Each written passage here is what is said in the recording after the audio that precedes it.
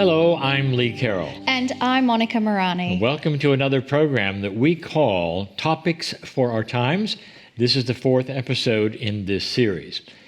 You know, we are aware that there are so many of you who have been through things that are so very hard to deal with, so very hard to talk about. Then as we sit here, we're also aware of the unconscionable things happening on our planet that continue even to break our hearts. Even so often, every so often actually, that there's one of these things that is exceptional, that's unusual, it's almost unbelievable. This is one of those. But all of them, everything that we present to you, are about heroic recovery and balance. Not only have we met those who have recovered from unspeakable things, but they have become champions at helping others through many of the same issues. And that's what this program is all about. There's so many kinds of situations, so many stories to tell, and we want to present the gems and peek into the lives of some of the ones who are making a difference in their own life and the lives of others. So let me introduce you to one of those gems. Now, as I said, an almost unbelievable story that even has documentaries filmed about it. Let me introduce you to someone that I've heard of and about for over 20 years. Serena Faith Masterson developed over 300 unique named personalities in her fight to stay alive and to stay sane. Before she was born, I want to say that again. Before she was born, she was contracted, assigned to the CIA's mind control program called MKUltra by her father, who was the head of a satanic cult. Now, hold on. You're going to say, wait a minute, I'm going to turn this off because this is hearsay stuff, this is conspiratorial stuff. Really? No. MKUltra was a real illegal human experimentation program designed and undertaken illegally by the U.S. Central Intelligence Agency from 1953 to 1973. So let's stop for another moment. This may be a bit unbelievable still for you, okay? Then stop and go look it up and see if I'm right. There's also a Netflix film about it. It's all real. And one of my best channeling friends for almost all of the years that Kryon was around was her mentor and her guide through all of this. That woman's name was Norma Delaney. She's transitioned recently, but never will be forgotten in my life. Continuing Serena's story, this organization did covert mind control experiments on Serena beginning at 3 days old, and it continued into her adulthood. As a result, she suffered from dissociative identity disorder, severe depression, anxiety, PTSD, various eating disorders. Now, Serena learned to stop disassociating from her stressful situations and to learn how to care for herself mentally, physically, and spiritually. And she did it by connecting to her authentic self through the loving guidance of Norma Delaney, who Lee mentioned just a moment ago. Norma dedicated over 20 years of her life to help Serena heal and integrate. By connecting to her soul through specific breath practices, Serena discovered she did not need to remain a victim of her past. She learned she had the power to choose, which enabled her to come out of the trauma that had controlled her for most of her life.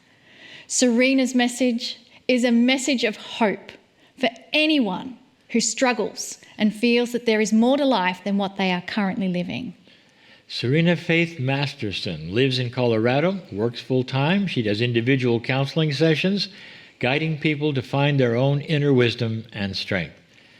She lives her life fully engaged and is eager to share how she accomplished this remarkable, absolutely remarkable achievement. She's a miracle. And yes, there is a book all about her life called I Am Serena, That's available in two places, Amazon.com. It's also beginning to be published in many languages, and you can find about that on her website, IamSerena.net. Serena, welcome to our show. Thank you so much for having me, both Monika and Lee. Lee, you have a special place in my heart. For over 25 years ago, I stood at your podium and said, "Help!" That's when you said, "See that lady at the end of the dais there? That's Norma Delaney. I think she could help you." And what a journey it has been since. Of course, it was a journey beforehand, but everything was leading me to work with this woman who had contracted me before her birth and my birth, soul contract, to help me come out of the nightmare that I was intentionally moving into. So, I was born in 1955, 2 years after the inception of MKUltra, and I was contracted by my father, who was the head of a satanic cult, to this program. The CIA approached him because he was in a cult. They went to universities and prisons. And of course, when they went to the prisons and the universities looking for people to volunteer, they did not tell them exactly what they were doing. They didn't have that same issue with the people in the cult because cults do not have any value of life. They do not see a human being as a person. Instead, they look at them as inanimate objects. And I had to come to accept that I was never viewed as a person. I was seen as a lab rat. Now, I had memory after the fact. For the first, 31 years, 33 years, 34 years, I can't remember, it was 1986, 31 years. I had a script of what I thought I had lived. I knew my mother was an alcoholic and she'd gone to AA, and I had tried Overeaters Anonymous because I had an eating issue. My father was a codependent person, meaning my stepfather. I thought that I had never had any interaction with my birth father after the age of 5. But I didn't understand why I struggled so much, why I was in pain, physical, mental, and emotional, all the time. Despite being fully dissociative, that pain was seeping through the cracks, causing me to suffer and not be able to cope. And so I went to my very first therapist in 1986, and he asked me, "Do you think that you could have been molested?" And I stopped and, no, that's how thick the walls of dissociation were. And I went home, and as I drove home, I said, if this is the truth, I choose to know it. Now, I am grateful for this part of me that has always said, yes, show me the way, show me the truth. Because I began to have flashes that were so nightmarish, I could not even believe them, of my birth father raping me, doing horrific things to me as an infant all the way up. Now, that took 2 years of hard work for me to come to some place of acceptance without being in constant shock all the time. Mm-hmm. Then I started working with another therapist and then another therapist, and I was on the road. I didn't know what was really wrong with me. All I knew is I didn't seem to know how to cope. Now, at this point in my life, I was raising 3 little boys, twins, and a year later I had another one by myself. I left my husband with 3 babies in diapers and went to a shelter for battered women back in 1985. So my whole life has been a life of a series of extreme experiences. And when I say that, I'm filled with gratitude, to be honest with you, because I know the journey I've taken, and I am in awe and gratitude that I'm alive. So as I struggled to care for these boys, and I struggled just to function and cope, I continued to deteriorate. And I began to look for another therapist, and this was 1992. And I went to 7 different therapists and psychologists, and each one of them said, "Do you know what multiple personality disorder is?" And I said, "Yes, and I don't have it." And I walked out the door, and I got in my car, and I drove away, and it was gone. Well, the 8th therapist I went to see, as I gave him my ultimatum of I don't have it, he looked at me and he broke the rule and he said, "Well, I disagree. I've watched you switch at least 6 times in the last hour." And I went, "What?" And I go, "No, I can't be." And he said, "I'm asking you to deal with the truth. You are a multiple. You are highly dissociative. I've watched it." And this was our first time meeting. And I went home shook. And when I got home and I was sitting in the car, I said, "If this is true, show me." And instantly, 15-year-old Candy sat beside me on the car seat. And she smiled at me. She goes, "Hi, I'm Candy." And to this day, I can remember her. Curly blonde hair, blue eyes, thin as a rail. And I said, "Oh my God." Because in some part of me, I knew the truth, because she had materialized out of thin air.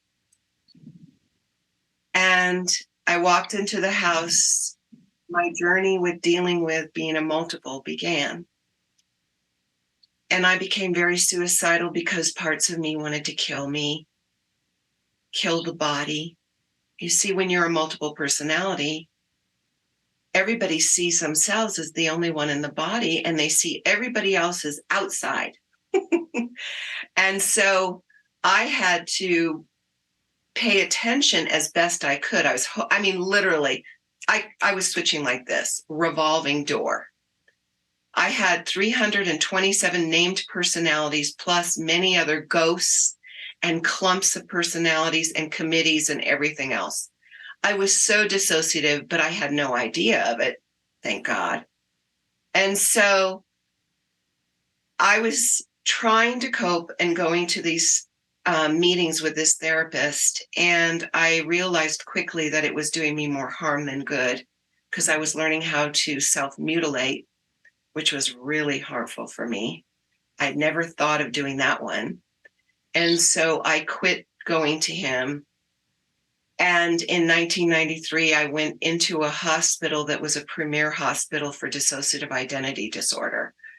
And I thought I would get fixed in 28 days. Seriously, I really did.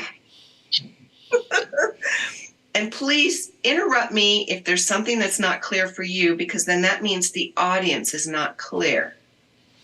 Thank you. Yeah. Everything We're so good so far. is so clear and compelling that I can hardly believe that you went through this and you are able to look in the rearview mirror now and smile with joy at the experience. So what happened then after Is dissociative disorder so you won't look at something else? Great question. So dissociation is created by higher consciousness, the soul energy, our essence. Whatever you want to call it, audience, whatever makes you comfortable. It's the bigger you. It's the more of who you are. It's not the mind.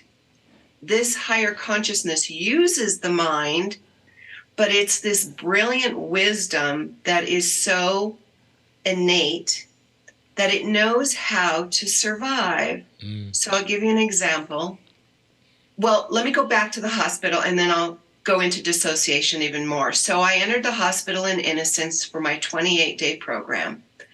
And I ended up staying for 8 straight months. I lost my 3 sons to foster care. I had to turn them over to the state, which broke my heart. But I knew that I could not cope and take care of them, because when I went into the hospital, it was like the floodgates were opened. And all these parts of me that had been standing and watching rushed forward to share what had happened to them. And I became very unstable and unpredictable and also suicidal. And so my journey with working with one specific doctor began, and it lasted for almost 5 years. And during this process of working my tail off, and I always like to give an analogy, it's like I had a 1,000,000-piece puzzle in front of me, and every single puzzle piece was a part of my story. And I was sitting there at a table trying to put my story together. And the level of shock at some of the things that I was seeing and remembering was so big that I just rejected it, especially when the government memories started in the hospital. I was like, nope, can't handle that. And the wisdom of me knew, let's put that away, because the satanic stuff is bad enough.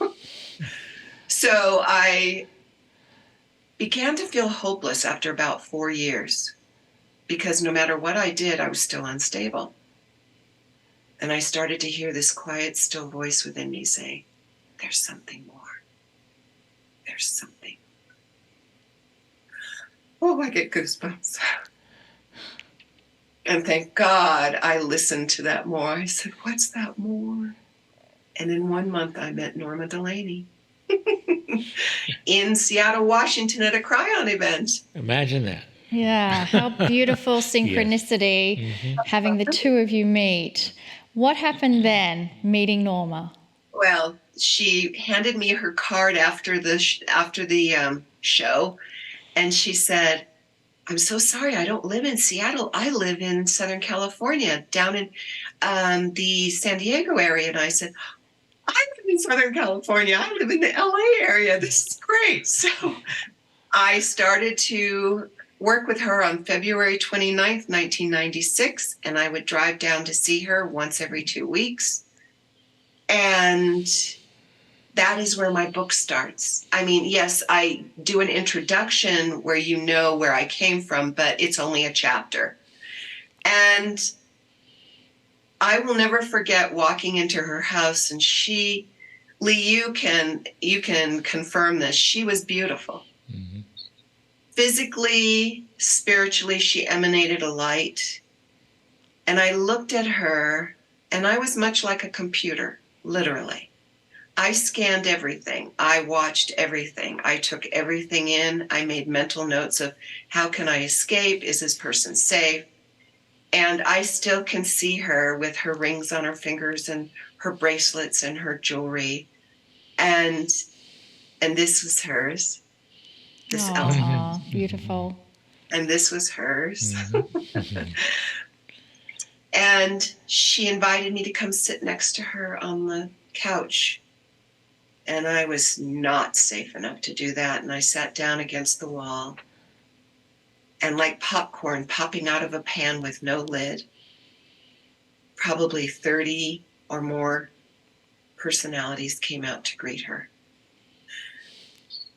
From Roberta, who was so distraught that said, no, I'm not a multiple. This is all a lie. To Charlotte, who looked at her and said, have you ever worked with a multiple before? And was pretty ticked off. And Robbie, who wrapped his arms around her and hugged her after he had taken little Jennifer to the potty. For me, for this body, I wasn't present in the body yet. I am a creation of higher consciousness, and I'll explain that in a few minutes. There was no identity for when my abuse began at 3 days old. It was so intentional and so severe. They were willing to have me die. They had no issue with that.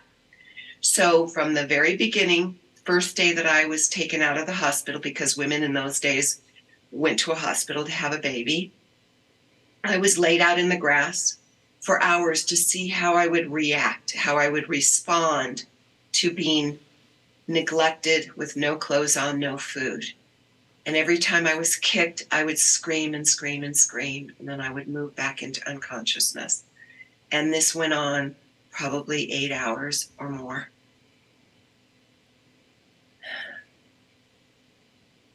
And that was the beginning of my trauma. And that's the beginning of my dissociation. For when a baby is born and they make that first cry, their soul energy begins to enter their body through the breath. And I'd only had 3 days of that. Thank God for those 3 days. But I began to leave the body to look for warmth. And I went into my father, who was a rageful sociopath. And so I stayed in his body energetically. And so there was a line of energy from my body and from without me where the soul energy was, because a baby is so tiny, it cannot contain all of its soul energy. And so there was a rope of connectedness to my father, so I would stay warm. And Lee, that is the beginning of dissociation. So, months old, when I was purposely left in my crib for hours on end with no clothes on but a diaper. I would not be fed, and I would scream and scream and scream. And I was so cold. And I remember vividly laying there and looking through the slats of the crib and seeing on the wall opposite the shadows of leaves moving in the breeze with the moonlight coming through. And so I moved to the wall energetically, and I liked how the wall felt, for it had no feeling whatsoever. It was flat and cold. My body was screaming in pain. My bottom was burning from urine. It was a nightmare. And so I stayed in the wall. The level of dissociation that was created for me to survive was on the extreme level. Now, not everybody has this kind of ability to dissociate. We're all dissociative in some forms. Everybody can drive down the freeway and go, whoa, I'm here at my exit, whoa, and drive off. Yeah. Yeah. But Yeah. the kind of dissociation I was allowed to have was so complete that when I was being raped or smothered or dropped on the floor on purpose or buried in the ground or pinched or burned or hung in the rafters, I mean, nightmare after nightmare. My energy was outside of my body watching that little person over there be hurt. It kept me sane. It turned the notch down, the volume down on the level of intensity in my physicality, because the kind of pain that I endured every single day, and this was 24/7. I could not sleep without being disrupted intentionally. I would be sound asleep. And you know, when little babies, they sleep in the crib and their little hands are like this. I used to marvel at that because they're in trust. They've already experienced a connection with their parent through hearing the sound of the voice, having a swaddling blanket wrapped around them. They've been responded to because they've had milk come into their belly when they cried and they were hungry. These things are basic elements to create a healthy, normal child. And I didn't have those. So there was no identity ever developed. There was awareness through the eyes watching, the mind taking in the information, and the physical experience cataloged as memory. Now, I am so clear about the journey I've taken because I literally have worked since 1986. So how many years is that? I don't know, 35, 36 years, a long time. And I know intimately the journey that I've taken. I died 6 times by the time I was 5. The last time my father was drowning me in the pool. And you have to imagine a 5-year-old child who intentionally breathes in the pool water because she's done. She's done. And I have vivid memory of my father throwing me onto the concrete and climbing out of the pool, And my mother screeching, "You've done it this time. You've killed her. You've killed her." And my soul saying, "No, we're not done yet." Now, don't get me wrong. I went through years of denial, shock, rage, anger, victimhood. I went through all of it, the grief, the terror. I had to deal with every emotion of coming into acceptance of this was my life. And it was a long journey. And partway through this journey with Norma, blessed Norma, who gave me a commitment so huge that people cannot even fathom what a human being can do from love. I was her first priority, despite her having 2 sons, having Garrett in her life, and so many other people that she worked with. I was her commitment. She taught me how to breathe, to begin to feel this that I did not want to feel. And she would say, "Don't leave. Stay here, Roberta. Stay here, Charlotte. No, Toby. Stay here with me." Now, I had as many men in my system as I had women. I had an aunt, a toggle bolt, angels. I had my father and my mother in my system even. Everything to keep me safe and sane and alive until I could begin this journey of healing and integration. And I came to Norma with the intent, I want to integrate to get my boys back. That was my passion. It was not integrate to heal and love me. It was integrate, get my boys back. And so she honored that.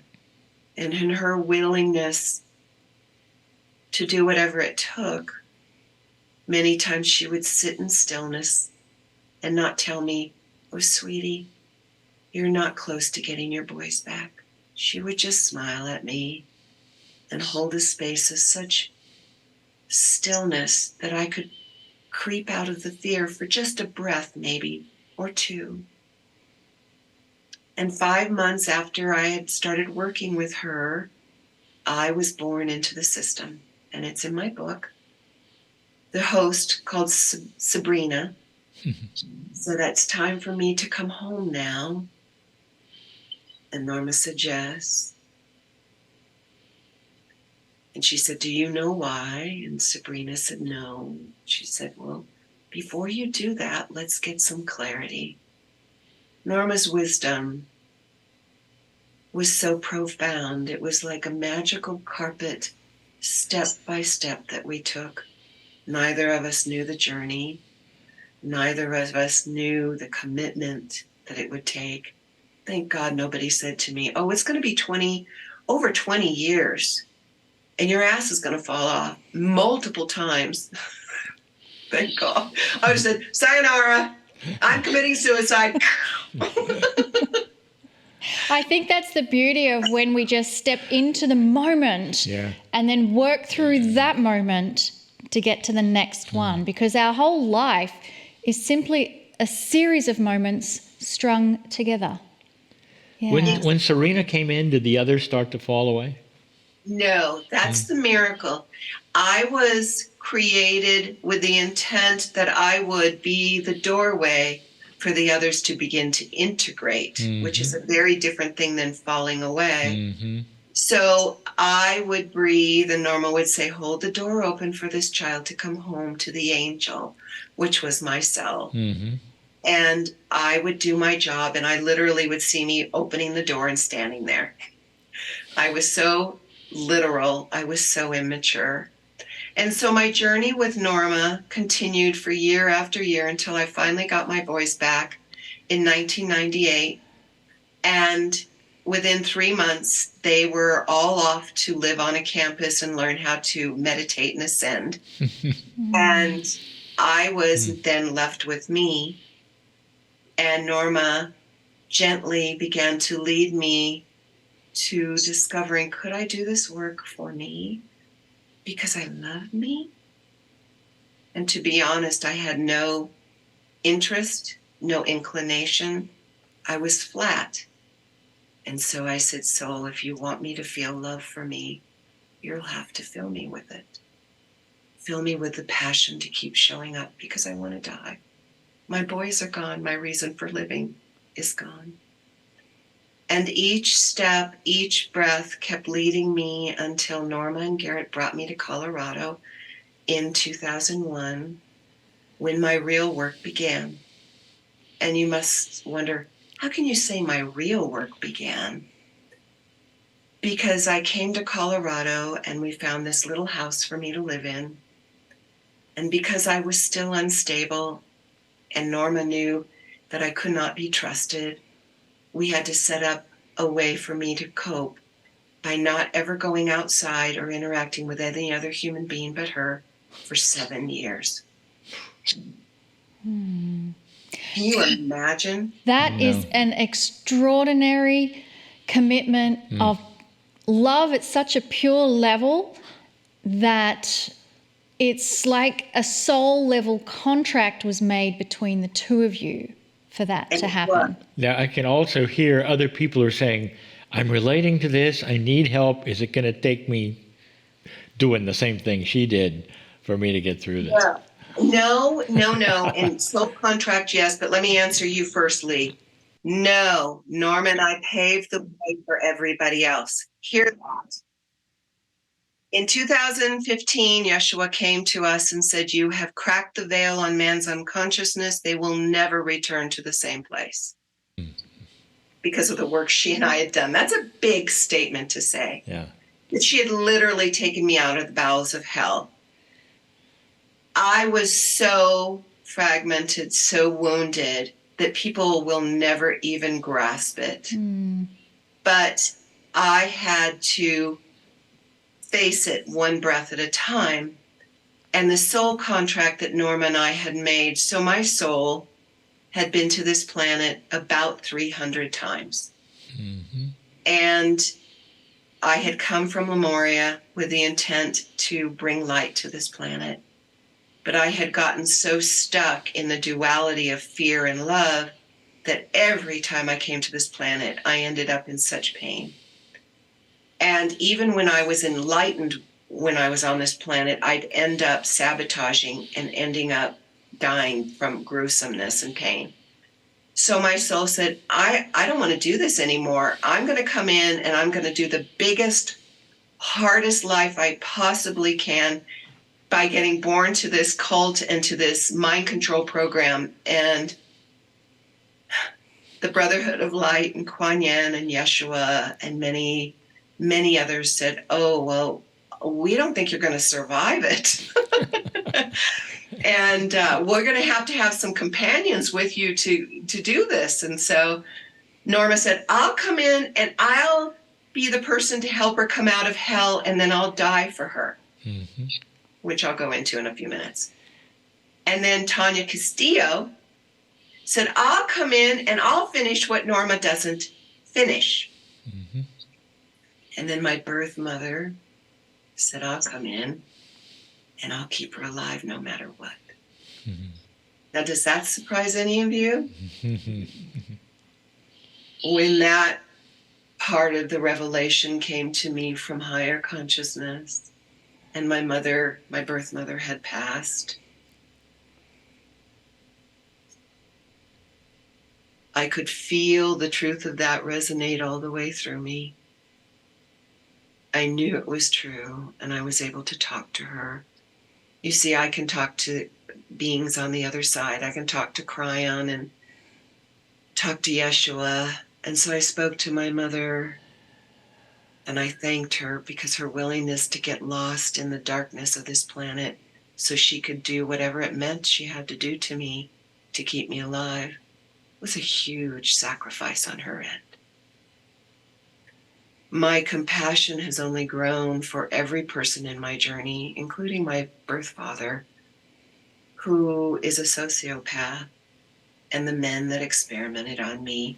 When did things start to turn around for you?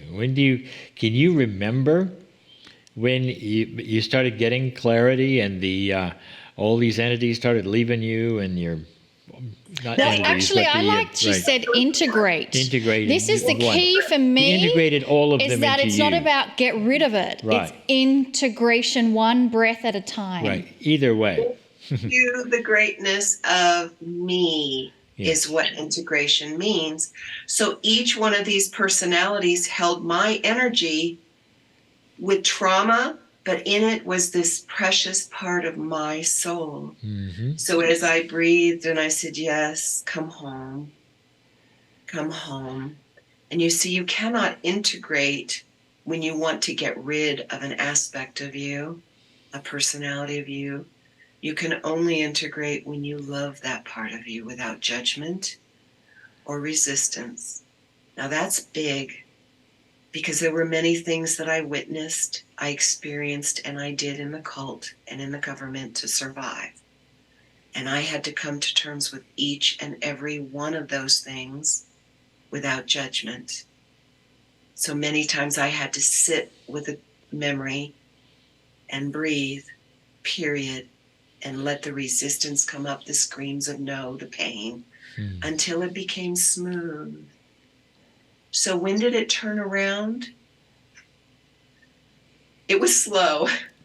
I started to work in 2008 at a bank.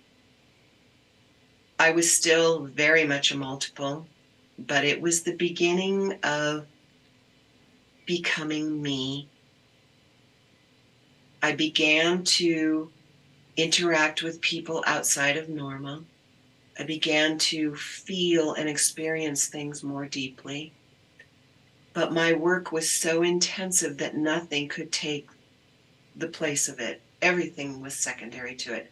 My children, my friends, my job, everything. And so I can only tell you that it has been a continual transformation, even over this holiday. For instance, so from 1986, I began to journal to try to find who in the hell I was. What really happened to me? You know, lies and truth. And so I had probably 10 to 20,000 pages of journals. And I got the inclination, the knowingness it was time to let them go. I also had 6 kitchen bags worth of cassette tapes that I recorded all of these sessions with different doctors in Norma for years and years. And in my innocence, again, that innocence, I said, oh yeah, okay, I'll do it over the holiday. And one of my sons was visiting me, and we began to burn. And no wonder Norma always said, no fire in your house, no stove, no nothing, because it knocked my tail off, the depth of what had happened to me around fire. And I became physically ill on the 27th of December, and I am just now coming out of it. So this degree of integration and becoming higher consciousness in physical form is still continuing for me, for I choose to become all that I am in physical form, which means I choose to become awakened completely. No more game of fear, no more duality. I choose to become the sovereign creator in my life. Now I am closer to that than ever before, but am I fully there? No. How soon is that going to happen? I don't know. Did I know that when I burned for 12 straight hours all of my journals, the impact that it would have? No. I kept loving me. I keep showing up in the moment with no plan, saying yes. And when I run into a brick wall that says, oh, this is too hard, I breathe. I breathe and I stay in the moment to the very best that I can. Do I have personalities that come up anymore? No, not for many years. Do I have aspects of memory, pieces of memory that still trickle up and I go, wow, okay. Yes, but it's different now. I know that it's me. I know that it's real. I know that all I have to do is breathe. I don't have to go into shock or judgment. So it's a whole different arena of healing that I do now for me. At some point in time, you had to say, I can help others. With what I have gone through, I know I have a process. I have something I can do this, which of course has led you to be here on this program, for you to be helping people as you are now, and the book. So when did that happen? Well, it started in 2007 when I began to write my book. I was still highly dissociative. I would sit down at the computer, close my eyes, and just type. Had no idea of what was coming out on the page. And then I would read it and show it to Norma, and she'd go, oh, yes, that's true, because this child and this child told me about it. And so as I gained confidence in myself, and my book came out in May of 2020, and people that had known me for years at the bank at that point began to approach me and say, I never knew. Serena, this book is beautiful. My God, what a miracle you are. And there's no satanic cult memories in my book. There's just enough memory to lend credibility. It is the journey of how I became a real living human being. From being a robot, like the Tin Man in The Wizard of Oz, to being living and feeling. But as my book came out and I began to do speaking engagements, I began to share with people.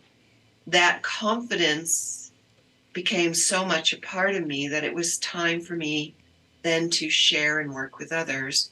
It's a knowingness always of, oh, it's time now. And then the door opens. And then somebody contacts me through my website.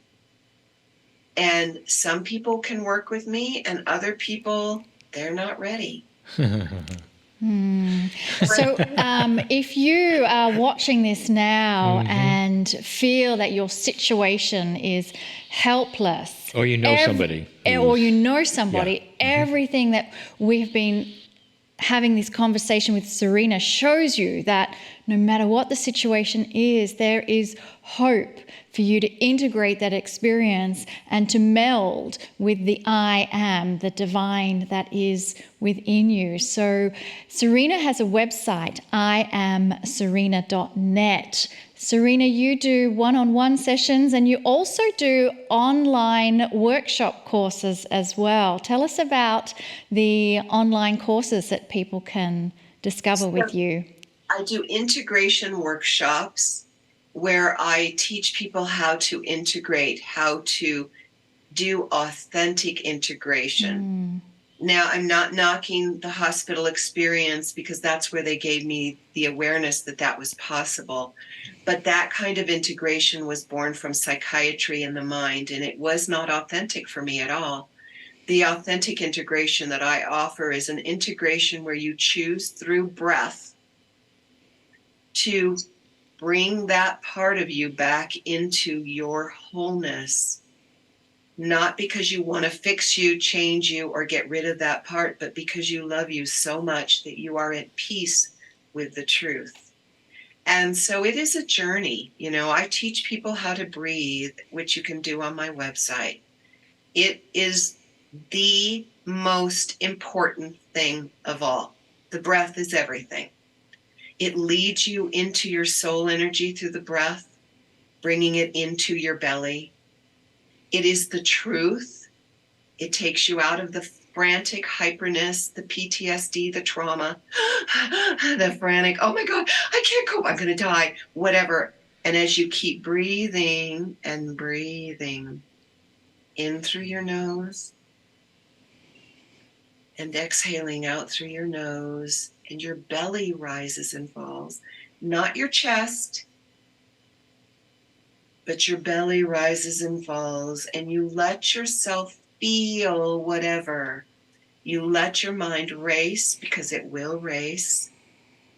You don't resist it or try to change it. You focus with your breath.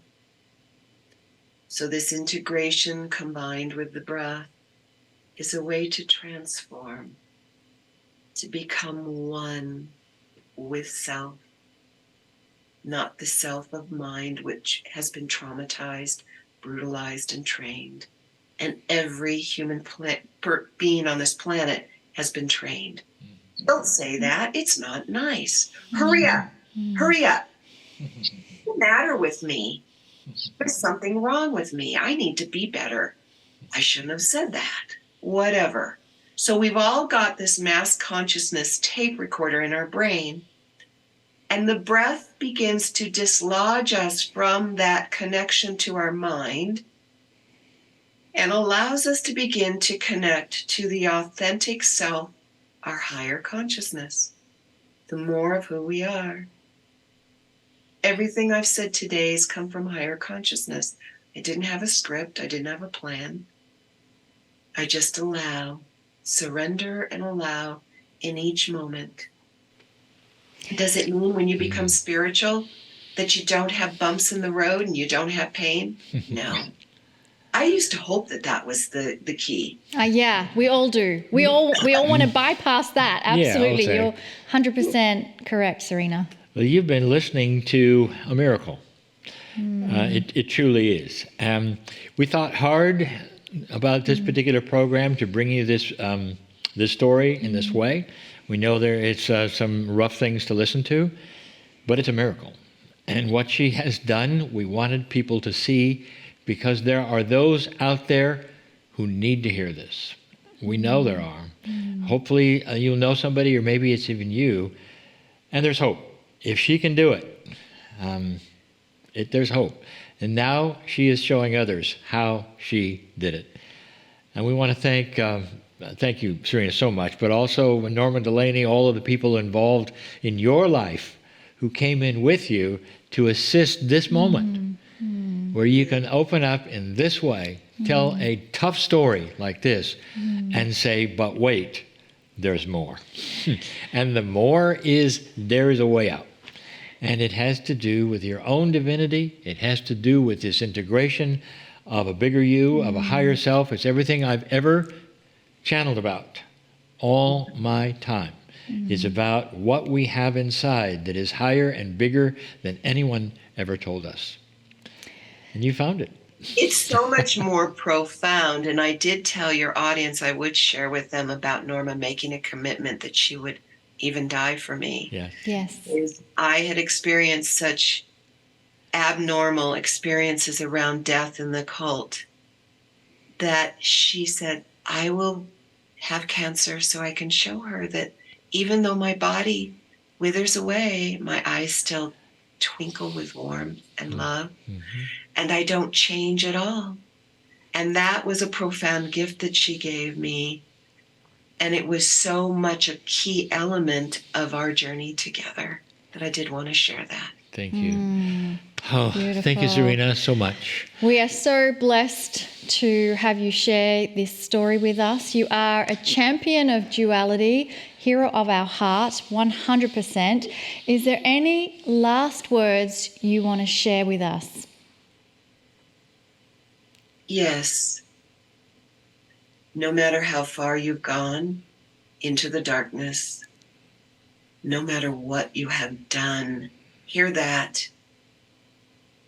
You are loved, you are not judged, and if you truly want to commit a breath at a time to come out of the darkness, you can. Through the breath, through finding this more that lives within you and around you, it will guide you. Go to my website, read my book. It is a story of such miracles. I love you. Thank you so much. Beautiful. We love you, Serena. And with that concludes another episode of Topics for Our Time.